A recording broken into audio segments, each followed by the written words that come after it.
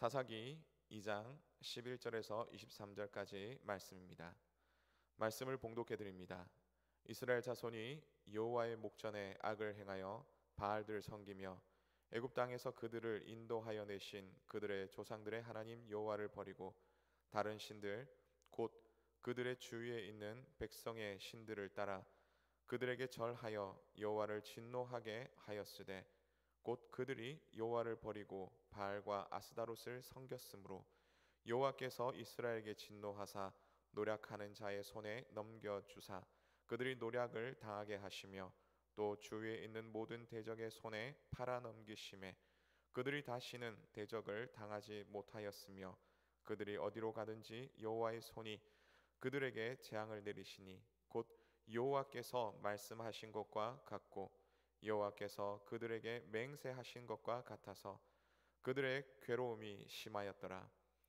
여호와께서 사사들을 세우사 노략자의 손에서 그들을 구원하게 하셨으나 그들이 그 사사들에게도 순종하지 아니하고 오히려 다른 신들을 따라 음행하며 그들에게 절하고 여호와의 명령을 순종하던 그들의 조상들이 행하던 길에서 속히 치우쳐 떠나서 그와 같이 행하지 아니하였더라.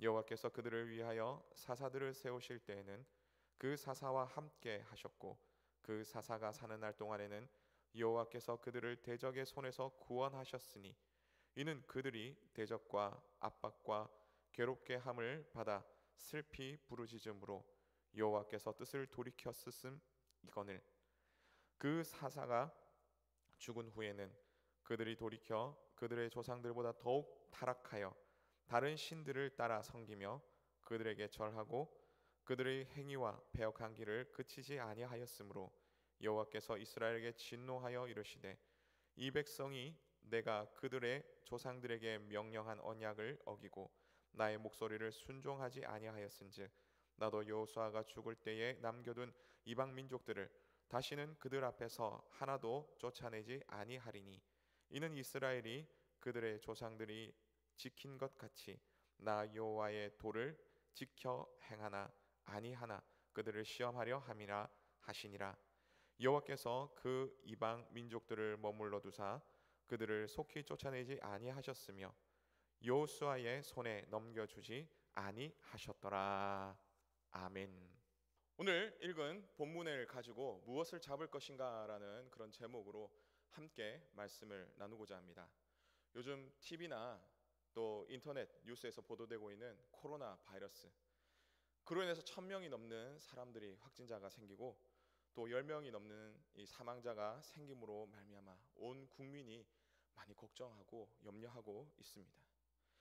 바이러스 치료제에 대해서 이제 일본에서 또 수입을 한다고 하는데 치료제를 써서 아프신 분들이 빨리 회복되고 더욱 확실한 치료제가 개발되어서 이 바이러스가 빨리 통제되고 또한 퇴출되기를 우리는 바라고 있습니다. 특히 신천지와 이 추수꾼으로 인해서 건전한 교회들마다 긴장하고 경계하고 있습니다. 또 몇몇 교회들에게서 우울했던 상황들이 지금 발생하므로 우리 교회도 담임 목사님을 비롯한 당회원들이 함께 긴장의 끈을 놓지 않고 이렇게 영상으로 수요 예배를 대체하며 또 시기에 맞춰서 대처하고 있습니다. 이런 시점에서 우리 교회, 우리 그리스도인들은 이 코로나 바이러스가 빨리 퇴출되는 그런 날이 속히 오기를 바라며 정부와 또 일선 또 현장에서 일하시는 분들을 위해서 무엇보다도 우리 감염자들을 위해서 우리가 함께 기도해야 할 것입니다. 혹시 바이러스가 왜 코로나 바이러스인지 아십니까? 이미 아시는 분도 많이 계시겠지만 잠시 말씀드리면요, 코로나가 크라운 즉 왕관에서 나왔습니다. 왕관의 뾰족한 돌기와 이 바이러스의 이 뾰족한 이 돌기가 많이 닮았다라고 그렇게 해서 이 바이러스를 코로나 즉 크라운 왕관 바이러스다라고 그렇게 말하고 있는 것입니다. 그런데 이 코로나 바이러스의 이 돌기들이 하는 것은 뭐냐면 바로 세포들 그것에 이제 붙는 역할을 한다는 것이죠. 마치 사람으로 본다면 이 손과 같은 그런 역할을 하는 것입니다. 그래서 이 사람들을 잡으면 이 사람들 세포를 잡으면 감염이 되는 것이죠. 그런데 만약에 이렇게 무엇인가 잡지 못하거나 혹은 이 바이러스를 파괴하는 이런 물질을 그들이 붙잡게 되면 결국은 바이러스는 소멸한다는 것입니다. 이렇게 문제를 일으키는 바이러스도 어디에 또 무엇을 붙잡느냐에 따라서 질병을 일으키느냐 혹은 소멸되느냐를 결정하게 되는데요. 하나님께서 만드신 귀하신 사람, 이런 사람이 무엇을 잡느냐에 따라서 그의 삶의 어떠한 모습 행동들보다 그 삶의 또한 질과 이 많은 부분들이 달라지게 되는 것이죠. 무엇보다도 하나님의 평가에 대해서 그 평가가 달라지게 되는 것입니다. 오늘 우리는 무엇을 잡고 살아가고 있습니까? 오늘 본문의 말씀을 통해서 무엇을 붙잡고 살아가야 될지에 대해서 함께 살펴보며 은혜를 나누기를 바랍니다. 오늘 말씀의 배경은 바로 사사시대입니다. 사사기 앞부분에서 이 여호수아 시대와 이 사사시대를 이어주는 부분이 있는 본문이 바로 오늘 이 본문인데요. 사사기에 보면요 12사사가 나옵니다. 물론 개별적인 이 사사들의 이야기로 들어가기 전에 전체적인 이 사사시대의 흐름에 대해서 보여주는 그 내용이 바로 오늘 본문이 나오는 2장의 말씀입니다. 오늘 본문을 살펴보면요 손에 대한 내용들이 굉장히 많이 나옵니다. 12절과 13절에 보니 여호와를 버리다, 그리고 14절에 보니 노력하는 자의 손에 넘기다, 그리고 모든 대적의 손에 팔아넘기심에, 15절에 여호와의 손이, 그리고 16절에 노략자의 손에서, 18절에 대적의 손에서, 그리고 마지막으로 23절에 손에 넘겨주지 아니하셨더라라고 그렇게 나옵니다. 뭔가 잡았다가 놓았다는 그런 모습들을 많이 보여준다는 것이죠. 오늘 본문에 이스라엘이 무엇을 잡았느냐, 그리고 인해서 어떤 결과가 되었느냐라는 것은 오늘 우리에게 굉장히 많은 의미를 주고 있습니다. 그래서 이스라엘이 무엇을 잡았느냐에 대해서 오늘 본문을 통해서 세 가지로 함께 살펴보도록 하겠습니다. 그러면 무엇을 잡아야 합니까? 첫 번째로 먼저 잡기 위해서 잡은 것을 놓아야 합니다. 잡은 것을 놓아야 한다는 것이죠. 아프리카의 원주민들이 원숭이를 잡는 법이라는 이야기가 있습니다. 원주민들이 이제 원숭이들을 잡기 위해서 원숭이들이 다니는 그 길에 항아리를 하나 놓아둡니다. 근데 그 항아리는 아주 특별하게 원숭이 손 하나가 들어갈 만한 바로 그러한 구멍이 뚫린 그런 항아리죠. 근데 그 속에 원숭이가 좋아하는 많은 나무의 열매, 바나나를 비롯한 많은 나무의 열매를 넣어둡니다. 근데 뭣도 모르고 그 원숭이가 지나가다가 달콤한 냄새 때문에 굉장히 그곳에 관심을 가지고 찾아보면서 그 좁은 그 항아리를 찾게 되는 것이죠. 그리고 그 좁은 항아리 속으로 손을 놓게 됩니다. 근데 들어갈 때는 손이 빈손인지라 잘 들어가지만 나올 때는 뭔가를 꽉 움켜 잡았기 때문에, 이 과일들을 꽉 움켜 잡았기 때문에 절대로 빠지지 않는 것이죠. 사냥꾼이 원주민이 올 때도 이 원숭이는 바나나를 결코 놓지 않습니다. 그로 인해서 죽임을 당하게 되는 것이죠. 오늘 본문에서 이스라엘 역시 마찬가지입니다. 무엇을 잡고 무엇을 놓아야 할지에 대해서 그들은 알지 못했습니다. 아니, 알았다고 해도 제대로 행동하지 못했던 것이죠. 그로 인해서 놓아야 할 것을 놓지 못하고 결국 큰 피해를 입고 말았던 것입니다. 오늘 본문에 이 이스라엘은 원래 목축을 주요 산업으로 했던 바로 그러한 사람들이었습니다. 아브라함 때부터 그랬고 이집트에 있는 고센 땅에 머물 때도 그렇게 했습니다. 그들은 물론 노예로서 이 건축하는 일들도 분명히 했지만, 하지만 주된 사업은 목축이었다는 것이죠. 그런 이스라엘이 하나님께 주신 약속의 땅 가나안 땅에 들어와서 정착하다 보니 농사를 짓기 시작했습니다. 근데 그 기술이 어디서부터 왔을까요? 가나안 땅에 살던 바로 그런 원래 살던 그 가나안 땅의 거주민들로부터 나왔다는 것이죠. 그걸 배웠다는 것입니다. 가나안 땅의 사람들이 농사 짓는 법은 그 땅에 가나안 사람들의 농사 짓는 법은 그 땅의 풍요의 신이었던 바로 바알과 이 아스타로를 섬기는 바로 그런 방법을 중심으로 했던 방법이었다는 것입니다. 그러다 보니 자연적으로 바알과 아스타롯을 가까이 하면서 하나님을 점점 멀리 했다는 것이죠. 15절의 말씀처럼 하나님께서 이스라엘에게 재앙을 내리셨고 그로 인해서 이스라엘이 괴로움을 당하게 된 것입니다. 아시다시피 여기서 재앙이라는 것은 다 내어쫓지 못하고 남겨두었던 가나안 족속들을 그 말하는 것이고요. 이제 그들이 힘을 얻어서 이스라엘을 지배하기 시작했다라는 것입니다. 그러나 해서 이스라엘은 하나님께 부르짖었습니다. 하나님 도와주십시오. 그러자 18절에 보니 하나님께서는 이스라엘에게 사사를 세우셨고 그 세우신 사사들을 통해서 이스라엘을 구원하셨다라고 그렇게 말씀합니다. 하지만 19절의 말씀 보니 다시 하나님을 버리고 이 이스라엘이 다른 신을 붙잡았다라는 것을 말씀하고 있습니다. 그뿐만 아닙니다. 그로 인해서 또 재앙이 내려졌고 그들은 힘겨운 상황까지 가게 된 것입니다. 성경은 그것을 말하고 있는 것입니다. 사랑하는 성도 여러분, 이스라엘 백성들은 하나님이 아닌 다른 것을 붙잡음으로 말미암아 결국 어려움을 당하게 되었습니다. 이스라엘 백성에게 있어서 이 바알과 아스타롯은 마치 이 아프리카 원주민이 이 잡을 때 쓰는 이 원숭이를 잡을 때 쓰는 바로 그 과일 바나나와 같은 바로 그런 상황이었습니다. 결국 그것을 계속 잡고 있으면 죽을 수밖에 없고 생명까지 잃을 수밖에 없는 그런 상황이었음에도 불구하고 이스라엘은 그것을 놓지 못했다는 것이죠. 오늘 우리는 무엇을 붙잡고 있습니까? 하나님이 아닌 다른 것이라면 놓으시기를 바랍니다. 하나님이 싫어하시는 것이라면 놓으시기를 바랍니다. 그것이 무엇인지 각자 여러분 마음속에 분명히 하나님은 말씀하실 것입니다. 하나님께서 우리 마음속에 주시는 것들 우리는 알고 있죠.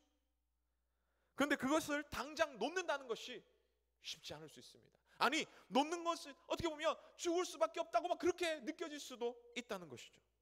하지만 진짜 살아가는 길은 무엇입니까? 현재 잘못된 것을 붙들고 있다면 그것을 놓는 것, 그것을 놓아야 살 수 있는 것입니다. 오늘 우리가 하나님보다 더 귀하게 생각하고 있는 것이 있다면 그것을 내려놓으시고 하나님만 붙들고 살아가시는 우리 모두 되시기를 간절히 바랍니다. 그러면 우리가 하나님 외에 다른 것들을 놓아야 한다는 것과 하나님을 붙잡아야 한다는 것을 우리는 알고 있습니다. 이스라엘 백성들도 알고 있었습니다. 하지만 왜 이스라엘 백성들이 하나님과의 손을 놓고 오히려 바알과 이 아스타롯과 이 아세라와 이렇게 손을 잡게 되었을까요? 그것은 하나님을 깊이 알지 못했기 때문입니다. 그래서 오늘 우리는 하나님을 바로 알고 그 하나님을 강하게 붙잡아야 하는 것입니다. 그럼 우리가 붙잡는 하나님은 어떤 하나님입니까? 두 번째로 모든 것 위에 뛰어난 하나님입니다. 우리 하나님은 모든 것 위에 뛰어난 하나님이십니다. 우리는 그것을 기억해야 됩니다. 열왕기상 20장 28절에 보면 하나님의 사람이 이스라엘 왕에게 구하는 말로서 당시의 주변의 국가들과 함께 이 이스라엘 역시 그와 비슷한 생각들을 가지고 있었다는 것이죠. 말씀 보면 이렇습니다. 그때에 하나님의 사람이 이스라엘 왕에게 나와 말하여 이르되 여호와의 말씀에 아람 사람이 말하기를 여호와는 산의 신이요 골짜기의 신이 아니라 하는도다. 그러므로 내가 이 큰 군대를 다 내 손에 넘기리니 너희는 내가 여호와인 줄 알리라 하셨나이다 하니라. 아멘. 그런데 단순히 열왕기상 20장에서 나오는 이 아합 때뿐이었겠습니까? 그들이 하나님을 생각하기에 그들은 하나님은 산의 신이라고 생각했던 것이 바로 이 아합 때뿐이었겠습니까? 사사 시대 때부터 이어진 바로 바알과 아스타롯 혹은 아세라를 섬기는 것이 이 아합 때까지 이어졌고 뿐만 아니라 그 뒤에도 계속 이어졌다는 것이죠. 가나안에 정착하면서 이스라엘 생각은 여호와 하나님은 산의 신이요 목축의 신이라고 그렇게 생각했던 것입니다. 그것도 그럴 것이 우리가 보는 바알과 아스다롯, 아세라는 매우 음란한 신으로 알고 있습니다. 맞습니다. 바알과 아스다롯 혹은 아세라를 섬기는 것은 매우 음란합니다. 신전에서 여사제들을 이 성적인 음란을 통해서 바알과 아스다롯을 그렇게 섬겼다는 것이죠. 하지만 수많은 사람들이 아무리 성적으로 음란하다고 그렇게 얘기할지라도 그 당시에 많은 지성인들이 있었다는 것입니다. 하나님을 섬기는 사람들이 있었다는 것이죠. 성경을 아는 사람들이 있었다는 것입니다. 그렇게 그들이 성적인 쾌락만으로 계속해서 바알과 아스타롯, 아세라를 섬겼을까요? 아닙니다. 바알을 섬기는 신앙은 단순히 성적인 부분을 넘어서서 매우 과학적이고 합리적이었다는 것입니다. 그래서 오랫동안 그렇게 하나님 말고 바알과 아세라를 섬겼다는 것이죠. 동양 사상을 보면 음양오행이 있습니다. 세상에는 하늘이 있으면 땅이 있고, 그리고 산이 있으면 바다가 있고, 그리고 수컷이 있으면 암컷이 있고, 남자가 있으면 여자가 있고, 그리고 양이 있으면 음이 있다고 그렇게 얘기를 합니다. 또한 이들의 조화를 통해서 세상이 잘 흘러가며 그리고 또 풍요를 얻는다고 그렇게 말하고 있습니다. 이와 마찬가지로 하늘에도 신이 있는데요, 남신이 있고 여신이 있다라고 얘기를 합니다. 이들의 아름다운 조합은 마치 가정에서 아버지와 어머니가 행복하게 잘 살면 자녀들이 행복하고 그것이 풍요로워지는 것처럼 그렇게 여겼다는 것이죠. 그래서 이 남신과 여신이 잘 행복하면 하늘에서 비가 잘 내리고 땅에 열매도 잘 맺는다고, 그렇게 풍요로워진다고 생각했던 것입니다.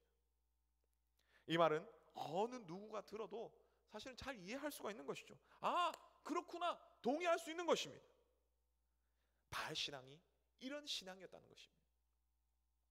그렇게 한 번, 두 번 농사를 지으면서 비가 안 올 때에 우리는 이렇게 참 자기 신들에게 제사를 지냈다. 그리고 또 열매를 다 맺고 이제 거둘 때에 이렇게 우리가 바알 신에게 제사를 지냈다라는 이런 이야기들을 한 번, 두 번 이렇게 계속해서 들으면서 이 이스라엘 사람들은 이 가나안 땅의 바알 신을 섬기는 바로 그것에 계속해서 관심을 가지게 되었다는 것이죠. 자연스럽게 그것에 넘어가게 되었다는 것입니다. 거기다가 음란까지 더해지니 이스라엘에게 있어서 정말 하나님을 섬기는 일이 어떻게 느껴졌겠습니까? 야, 이것은 하지 말고 저것은 하지 말고 이것은 이렇게 해야 되고 이렇게 하나님을 섬겨야 되고, 이러다 보니까 다른 일과 다르다 보니까 굉장히 고리타분하게 느껴졌을 수도 있다는 것이죠. 그런데 바알 신앙은 어떻습니까? 아주 이성적이고 아주 과학적이고 합리적이며 거기다가 즐거움까지 더해졌다는 것이죠. 그렇게 이 이스라엘 사람들은 바알과 아스타롯을 그렇게 섬기게 되었다는 것입니다. 물론 그로 인해서 어려움을 당했더라도 이제 다시 회복되고 나니까 그 즐거움, 그때 그 즐거움을 잊지 못했다는 것이죠. 하지만 이후에 열왕기상 18장에 보면 갈멜산에서 사건을 우리가 보면 알 수 있는데요, 누가 참 신이냐라고 할 때 바알과 아스타롯 혹은 아세라보다 더 뛰어나고 강한 분이 우리 하나님이다라고 그렇게 말하고 있는 것입니다.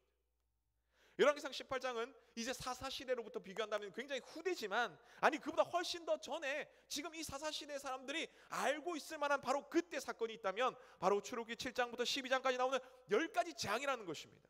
이미 그 선조들의 이 경험을 통해서 기록된 그 하나님의 말씀을 통해서 이들은 알고 있었습니다. 출애굽기 12장 12절 그리고 민수기 33장 4절에 보면 분명히 말씀하시기를 이러한 재앙은 이집트 신들에게 벌하는 것, 심판하는 것이라고 분명히 말하고 있는 것입니다. 벌을 주고 심판한다. 어느 때 가능할까요? 누가 가능할까요? 벌을 받거나 심판을 받는 존재보다 벌을 주고 심판을 하는 바로 그 존재가 더 뛰어나고 더 강하다는 것입니다. 다시 말하면 하나님이 그 어느 신보다 뛰어나며 그 어느 누구보다 능력이 있고 크고 강한 그런 말씀입니다. 사랑하는 성도 여러분, 오늘 우리는 하나님을 믿습니다. 그럼에도 우리는 그 하나님을 내가 정말 섬기는 여러 신들 중에 하나로 그렇게 여기거나, 혹은 내가 가장 뛰어난 하나님이라고 섬기고 있지만 내 삶 속에서 하나님은 인정할 때만 잠시 능력의 하나님이고 필요할 때만 잠시 하나님의 그 능력의 하나님이고, 그러나 내가 능력이 있을 때, 내가 뭔가 할 수 있을 때는 하나님 저기 좀 가 계세요 라고 그렇게 하는 바로 그런 하나님인지 아니냐는 것입니다.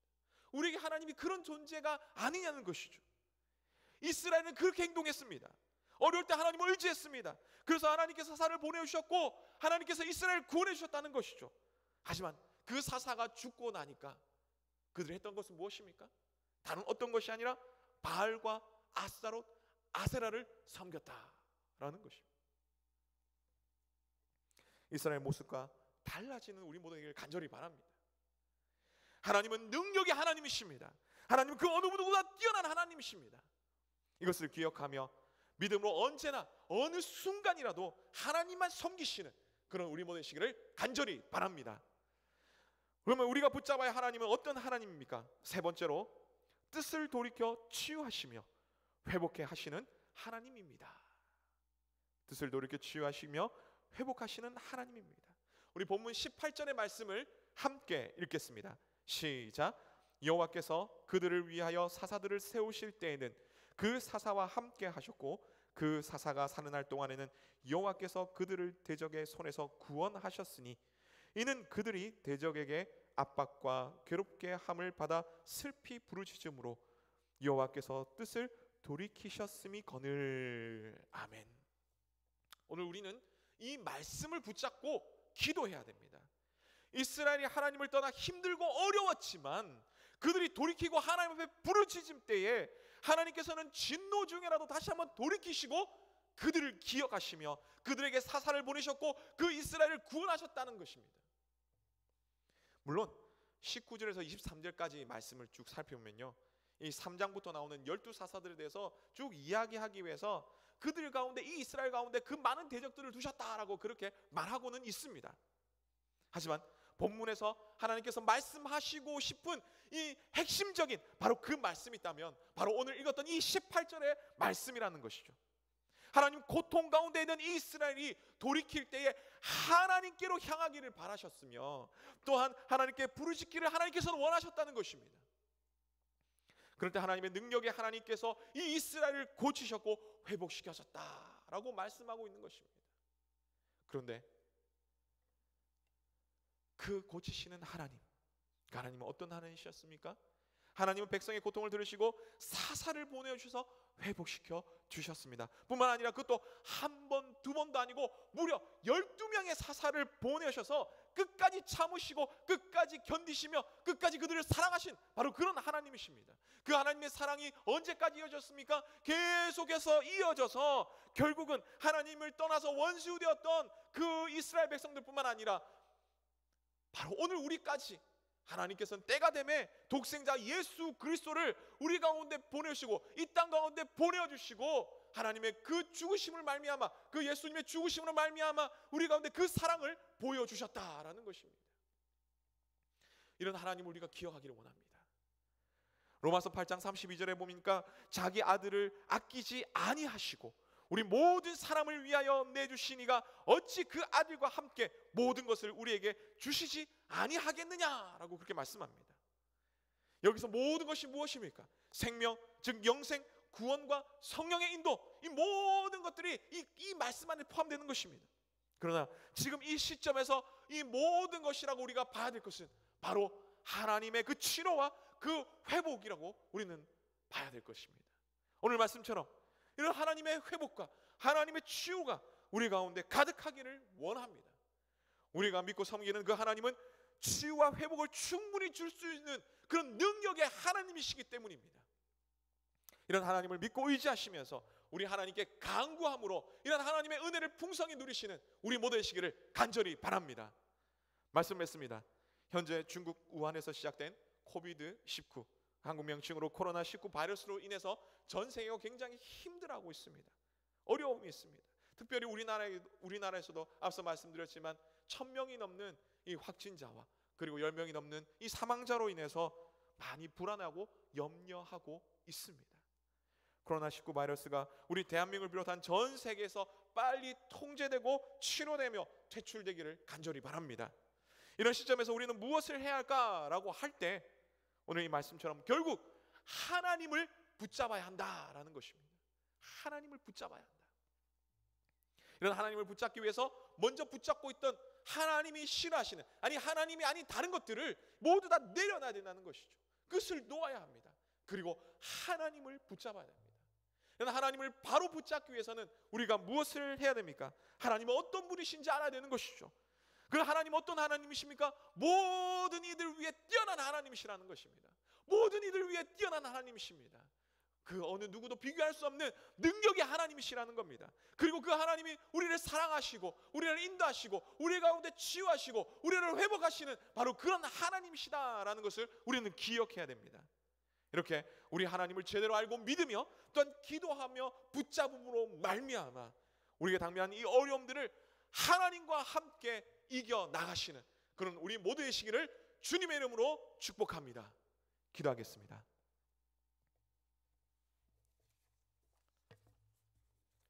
수고하셨습니다. 어때 시선 처리 좀 괜찮나요? 시선 전체적으로 다 정면이라 좋네요. 다행이다. 감사합니다. 수고하셨습니다. 수고하셨습니다.